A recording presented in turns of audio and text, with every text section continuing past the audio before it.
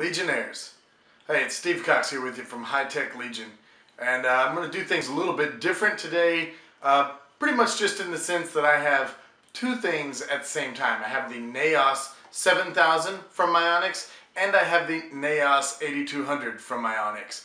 And, except for the sensors, these mice are pretty much identical, so I'm going to be covering both of them simultaneously, taking a look at both of them side by side, and really getting into what makes them the same, what makes them different, and what makes them special.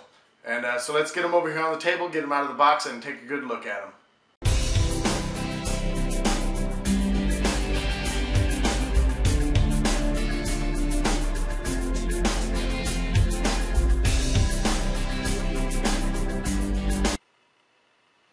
Alright guys, let's get a good look real quick at the packaging for both the NAOS 8200 and the NAOS 7000, both from Myonix.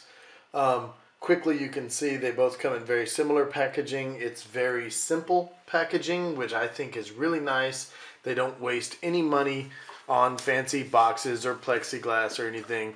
You just open it up, pull out the little plastic shield here, and grab your mouse and you're good to go.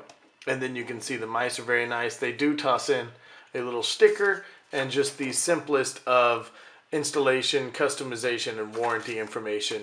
Just a little single page leaflet inside. So then you have, like I say, the 7000 and the 8200, both physically pretty much identical. The only difference, of course, is the 7000 is a ADNS 3310 gaming infrared LED optical sensor, and you can see here the slight difference in the in the sensor, that one being optical and this one being a laser sensor, and of course 8200 DPI and 7000 DPI, hence the naming. The max tracking speed for the 8200 is 3.8 meters per second, and has an acceleration of up to 30 Gs. So that's, you can really yank that thing around, and you can adjust it down to a 1 millisecond response time. Whereas the 7000 has a max tracking of 5.45 meters per second, no acceleration at all, and they both have adjustable liftoff. The software, which we're going to take a look at in another part or in another video, the software that comes with these is actually really nice. The switches that are used are Omron switches in both, and you can hear very respectable, very solid clicks coming from that. So you know that you've pressed it well. Let me go ahead and get some of this other stuff out of the way and take another really good look at the mice themselves. Again, they are physically identical, except for the 8200 has the 3 lights on the side, which basically just show which profile you're in, or which DPI settings you might be using. They both have fully programmable 7 switches. You have the 2 left and right, the 2 on the side by your thumb, 2 here in the center, and then the mouse. So that's a total of 7, all fully programmable. Of course, you're going to want to keep a left and right click somewhere, but you can literally put them in other places if you want. The feet are very large, PTFE, that's the polytetrafluoroethylene, if I'm saying that right. Basically just a very durable, very slick, low resistance plastic, and it's actually really very smooth, and honestly I think pretty common. I want to say it's, I don't know for a fact, but I want to say it's very much like all the other feet on pretty much every other mouse I've seen, but it may well be slightly higher quality. The rubberized surfaces are really very nice. They feel very good, very slick, and I'm telling you, the main thing, even if these mice were not incredibly high quality, I would definitely recommend them for comfort alone. I mean, seriously, the way it fits your hand for a nice palm grip, I couldn't put putty in my hand and make it fit any better. You know, if I just held my hand relaxed and mushed putty in there, it would come out in the shape of this mouse. At CES, I got to meet with the guys from Myonix, and they showed Paul and myself some of their design process, and they had a huge layout, and I'll see if I can dig up the photo for you guys. They had a huge layout of all the different iterations that they went through trying to get the form just perfect, you know.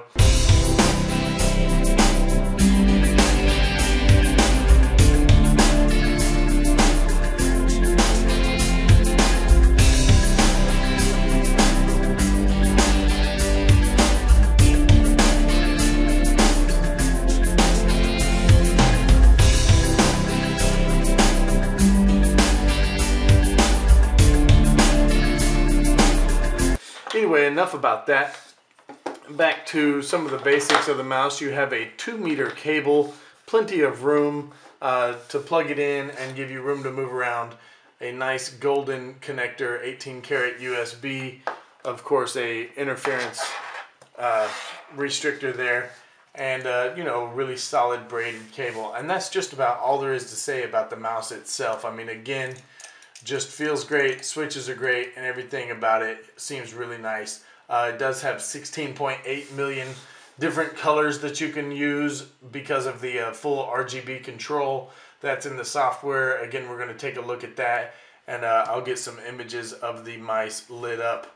But the main thing here being, you're just going to have basically the same comfort, the same quality of mouse, just for different purposes. The 7000 being for one kind of gameplay, and the adjustable DPI 8200 being for an entirely different kind of gameplay, or at least different preferences. So let's get it over here and get it plugged in and take a look at the software. Alright, so you've seen the unboxing and the overview and taking a good look at both the Naos 7000 and the Naos 8200, both from Myonix, and you have a pretty good idea of what the differences are between the optical sensor on the 7000 and the laser sensor on the 8200. You know what to expect from the software. Of course, jump over and take a look at our software video. I'm going to keep it separate just to keep the time down, make these little bites a little more digestible for you. The point is, both of these mice, excellent mice. Both are obviously equally comfortable.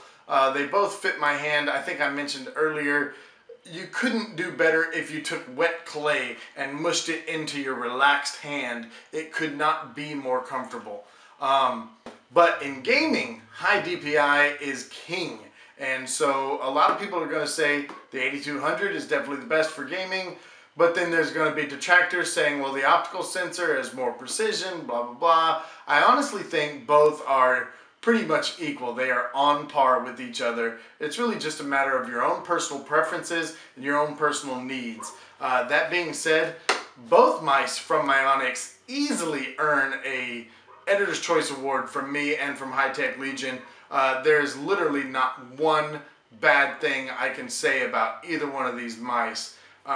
They're both beautiful, they're both comfortable, and they both work fantastically. I've rarely used a better mouse. No, I've never used a better mouse than either one of these. And I mean, I gotta be honest, in using them myself, I can't actually tell much of a difference in the actual use, in the actual function.